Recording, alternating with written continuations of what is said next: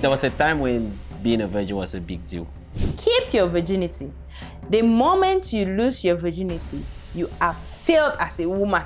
You're going to be judged based on who you had sex with. If it affects your worth, that's your problem. Okay. I'm going to judge you based on it. First of all, I want to say that I don't think that the sexual revolution was a bad thing. But what feminism came to do was give us a choice. So that we can be like, even though I've slept with this man, I can still move on and live without him. If you could define feminism, what would you say feminism is? Or what does it mean to you? Equal rights for everybody, irrespective of gender. Okay, That's all. So why are you not a feminist? Hello, ladies and gentlemen. Welcome to the Head-to-Head podcast. But today it's going to be Ngoomi without Chapnik. But guess what? We're here with our amazing superstar artist, Young Holiday. Hey, Young. Yo. Nice meeting you. It's always welcome. nice. It's always nice meeting me. All right, so today Young and I are going to be having a little chat, okay? I'm going to be getting Young's opinion and of this broad, over-talked about topic, feminism. I want to hear what Young has to say. Of course, we both agree that before the Industrial Revolution, physical strength was the selling currency of every economy, and the boy child was like an economic asset. Of course, we had to, or humanity relied on men because of their strength to go out and work in the mines, in the farms, and in railways and all, because they had to use physical strength, which was the currency at the time. And of course, women, limited by biological realities, were supposed to stay at home, make kids, nurture the kids. And of course, you know, at the time, the world's population was not this high. Women needed to take care of increasing world's population, as we had high rates of infant mortality. And moreover, generally, the world's population was that low. So women had to make up for it because we needed more children to get into the workforce too. But fast forward to today, we've lived through the Industrial Revolution, we've even lived through the digital age, and even the AI revolution.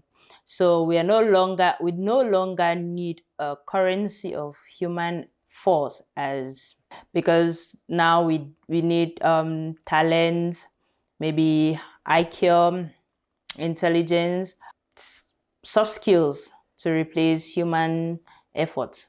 We have machineries to do the work for us. We no longer need people to carry huge stones for us. So of course, everybody can now get into the workforce.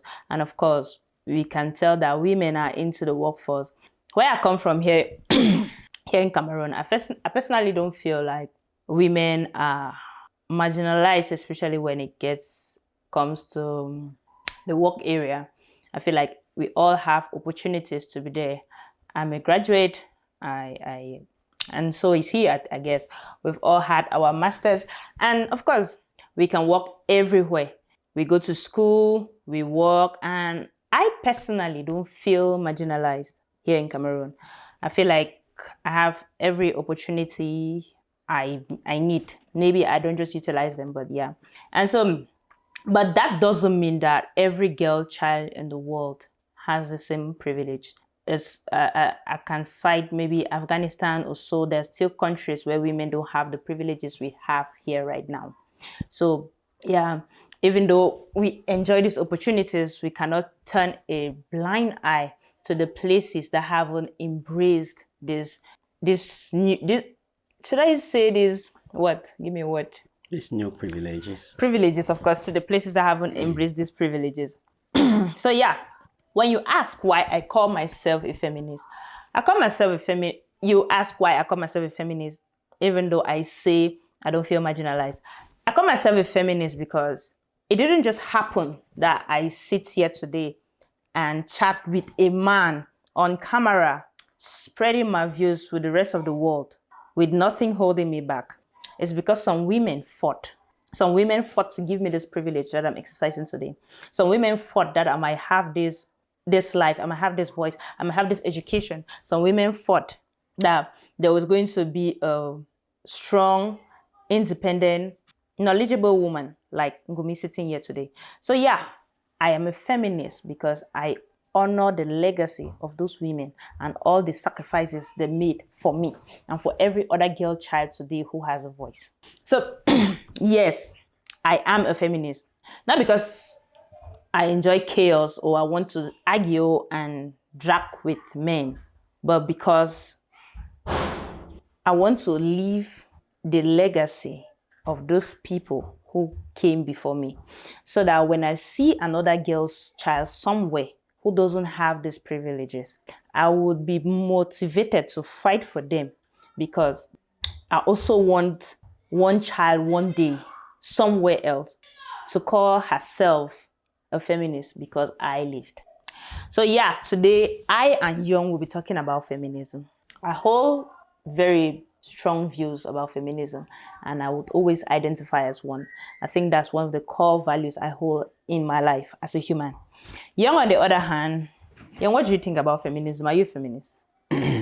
Well, generally, if you're talking about feminism, like you said, if we have to take it through time, like history, if we have to go through the history of time, I would say feminism has been very necessary in the world. It was really, really necessary for people to be treated irrespective of you're a man, a woman, or irrespective of gender. Yeah. So I feel like feminism was really important in the world. Presently, I'm not the biggest fan of the new wave of feminism. It's not like I'm not a fan of feminism. Okay. I'm a fan of feminism. I'm just not a big fan of the new wave of feminism. I think the entire thing about feminism, it's not really about fighting for people to be treated equally. Okay. It's about people wanting to be equal. Okay. Biologically and whatever color. So people, I feel like women want to get to experience what it feels like to be a man. Okay. And some women are going as far as becoming men to experience what it feels like to be a man. And it's not really just about fighting for women to have rights. Okay. Because if we are going by rights, yes, there are places in the world where people don't have equal rights just based on gender. Yeah. And I would love to lead a fight for us to try as much as possible to educate the world, to get everybody aware, like, we are all just human. Okay. But I do believe in the difference in human beings. Men and women are not the same. Okay. So if you could define feminism, what would you say feminism is? Or what does it mean to you? Equal rights for everybody, irrespective of gender. Okay. That's all. So why are you not a feminist if that's feminism? If that's basically feminism? That's why I said there was a time when women could not vote. Yeah. There was a time when women could not get into the labor force as equal as men. There was a time where women could not go to school freely. There was a time where a woman could not preach in church. Yeah, it's past. Okay. We've already fought that fight, and we are now moving to other things in the world which we have to focus on. It's really not about fighting for. We're not saying feminists should not exist again. We are saying the new wave of feminists should not exist. So you're saying that the meaning of feminism has changed over time? The meaning of feminism is not the same as... Okay. People are not fighting for the rights of the girl child. People are fighting for girls to be men. It's not the same. It's not the same thing. Okay, that's why you think feminism is being opposed by most men? Yes. Okay. So do you think there are some criticisms of feminism that are fair, like the ones you just gave, like this wave? This new wave of it, I think it's pretty fair. You cannot go back and start saying, every feminist was delusional. No. People really had to speak up. Women really had to speak up. The girl child really had to learn a lot of things. Okay, are there some feminists you know personally, maybe from the internet or whatsoever, that you disagree with them? I'm not the biggest follower of feminist movement and all of that. So I would not say I know feminists personally on the internet or anywhere. But do you know any feminists at all? I don't. I don't even know any feminists. Like, okay, I don't know me feminists like that. At least you know me. At least you know me. I see women talking and I would just scroll by, agree or disagree. But I see a lot of women talking. I don't know if I'm supposed to call them feminists or whatever. Do you think the new wave of Western feminism is infesting our Africa or Cameroon, or do you think that's the problem? If we have to go by, okay, now describing feminism or dividing it into Western feminism, African feminism, and all of that, yeah. The new wave of Western feminism, there would now be about expression. The Western world is about expression now. They want women to express themselves in ways that they feel men are expressing themselves. Okay. Personally, I don't feel anybody, any institution, or there's any systematic hatred on women or anything that is preventing women from expressing themselves. Really? I don't feel that way. Okay, I feel so if you really feel like there is no prejudice or systemic discrimination for women in their approach for self-expression, I don't feel like that. Okay. Why then are women, especially somebody like Chapnik, he is very particular about tying a woman's worth to her sex or body count or so. He's always like, a woman loses value with the as she sleeps around with multiple men or she has sex with multiple men, her value reduces. A virgin is the purest form of a woman. But we don't hear that up for men. So don't you think women going about exploring their options with men, isn't it some sort of self-expression? Don't you think so? It is. It's a form of self-expression. That's why I would say the new form of feminism is more about promoting promiscuity. It's like, okay, men are very promiscuous. Yeah. Let's not talk to men to stop being promiscuous. Let's promote women to become as promiscuous as men. We are not saying what men are doing is right. Okay. We are just saying your focus should not be, why is it important for me to be a virgin and it's not important for my husband to be a virgin? So I would not be a virgin. Instead of saying that my husband be a virgin. So it's not feminism, it's women trying to promote promiscuity. Okay. So what you are practically saying is they are trying to wrap irresponsibility in cloth of feminism. Exactly. You're now saying, I want to express myself this way, not because you think it's morally right, but because a man is expressing himself different. Okay. We'll have movements where we'll try as much as possible to teach our children and the men to marry a virgin, or if it's important. No. I don't know if it's important. I don't know, but so you encourage. So you tell your son to marry a virgin? If it's important, I said if it's important. I don't know yet if it's important. What about you? Who will you choose, a virgin or a woman with a body count of 100? Who will you choose? 0 to 100 is a big number. That's a big number. I would not choose any of them. I would not want to get married to a virgin. I would not want to get married to a woman 100 body count. I have reasons. Okay. But the whole body count thing is not the biggest reason. It's just, if I have to analyze or guess what you've gone through in life based on your body count, let's just, I'm using your body count as, I want to guess your state of mind. What you've been through, what you can handle. Can you be a disciplined person? Can you be a moral person? So first off, you're growing in a society where women are shamed for their body count, and you have 100. You have to be really, really, really irresponsible. You have to be really brave. You have to be really, like, you do not follow, you are recalcitrant. If they say don't do this, that's what you do. Which means if I'm going to marry you, we will definitely have a lot of back and forth, because if I'm like, this is what I think we should do, you're going to be like, nobody tells me what to do. So that's what I'm judging you on. It's not really the body count. It could be anything. It could just be, if the society around you is saying don't do this, and then you constantly want to do it, it means, yes, you're somebody who goes against the norms. At some points, it might be brave and sexy and all of that. But if it's something which you're everybody around you, which means if we're to post body counts on a piece of paper for the whole family to see before we say our vows, will you be proud of your 100 body count? Will you be proud to post it up there and let my parents see it and say, wow, my son chose right? So it's not about body count, it's just what it represents. It represents the same thing for both men and women.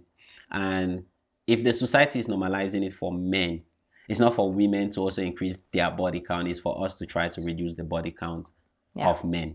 That's what I would think. That's great. I mean, if they put it like this, it would look somehow accommodating. But the issue is how the men put it. Because I, for one, if I was a man, or if I were a man, I would not marry a prostitute who stood by the road.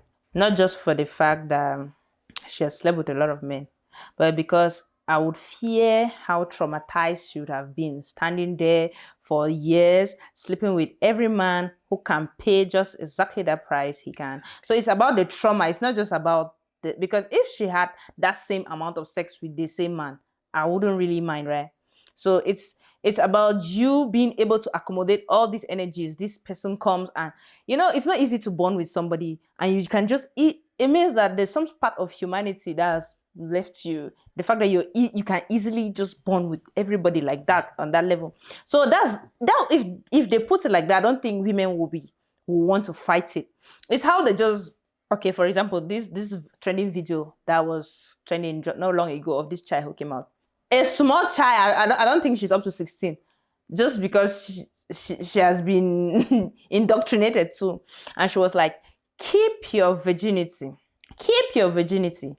The moment you lose your virginity, you are failed as a woman. But I think I'm going to find that video and attach it to this. But if you've lost it, there is hope for you. Give your life to Christ. And you can manage secondary virginity. That was how she put it. You already see that if this child met her friend of her age who has lost her virginity, you can imagine how she's going to treat that friend. Yeah. You understand? So that's how the men put it. And I think that's why women... Why putting this on men? Because it is not women shaming women for having a high body count. It is men shaming women. The child was a boy. It was a girl. So that's why she has been indoctrinated, right? By most likely her mom. Her mom too, who has been... Most likely her mom. Why is it a man something? There was a time when being a virgin was a big deal. Yeah. And for now, if we say we are being logical, and I still think we don't know. And I still think it's a big deal. What I don't think is how like I think is because I will not advise my daughter, right? I'm a mother. I will not advise my daughter to go sleep just any man or just tell her your virginity is not worth it. I will not advise my daughter to sleep with a lot of men, but I will still tell her, keep yourself to a time when you're cognitively ready to understand some certain realities, such that whoever you're giving this to, you're not going to regret it. Because no matter how we take it, as African children, we were raised as African children, there was a lot of value ascribed to virginity. That when you lose it, it's not easy. That phase is very difficult. I will tell you, as a girl, African girl child who has gone through that phase, when you lose it, it's not an easy thing, especially if you lose it to a kind of person. Then, it's something I'm going to tell my daughter. That phase is not going to be easy. So if you are supposed to go through that phase, the person should be worth it, and that's why you're supposed to be grown enough to have a good sense of judgment. You understand?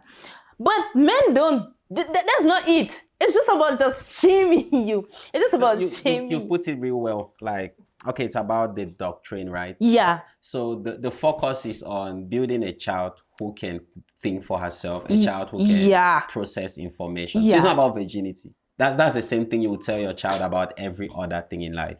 It's not just for virginity. You're going to tell the child for everything you're doing. But okay, so why then do men cherry pick that one to shame me?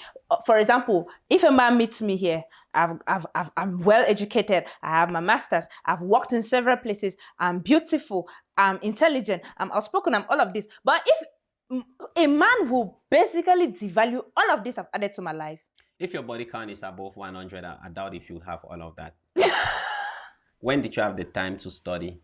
Okay, wait, that's a good argument. That's a good argument. But when did you have a time to get masters and all of these? If you okay, let's say maybe if you say it, then I have to start thinking, okay, she's saying she's well educated. Maybe you're considering first school living as well educated. I'll have to ask.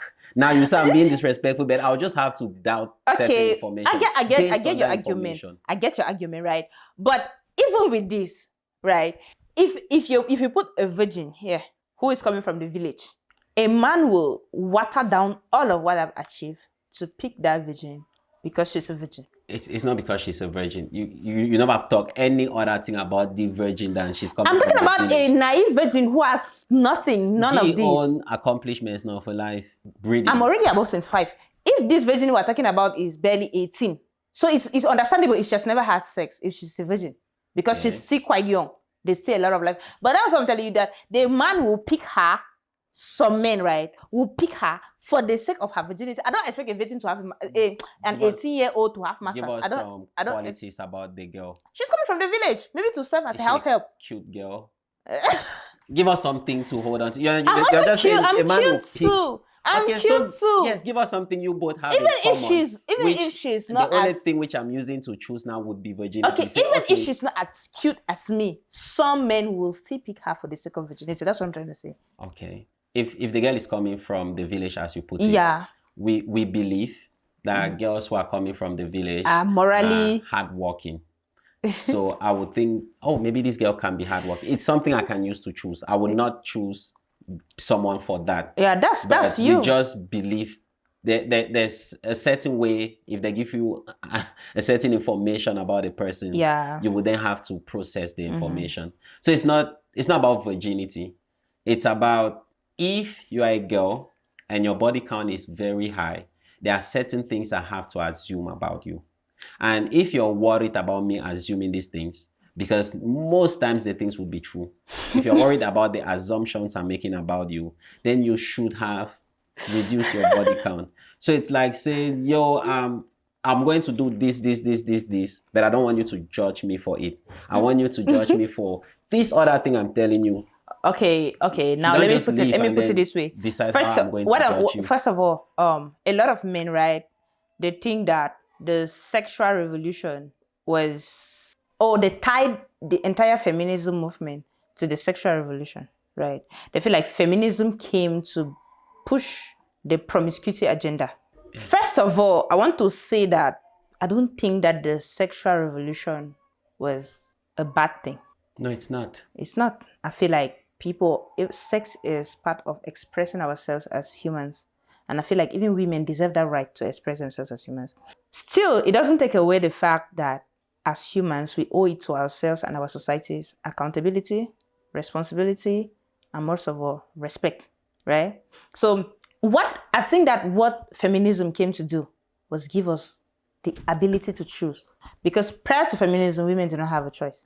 You were supposed to grow up, remain a virgin, they find one husband and betroth you, a husband that has the leverage to marry 10 of you if he wants to. Yeah. And then you go there, you make it. And then what? They'll even go as far as mutilating your vagina.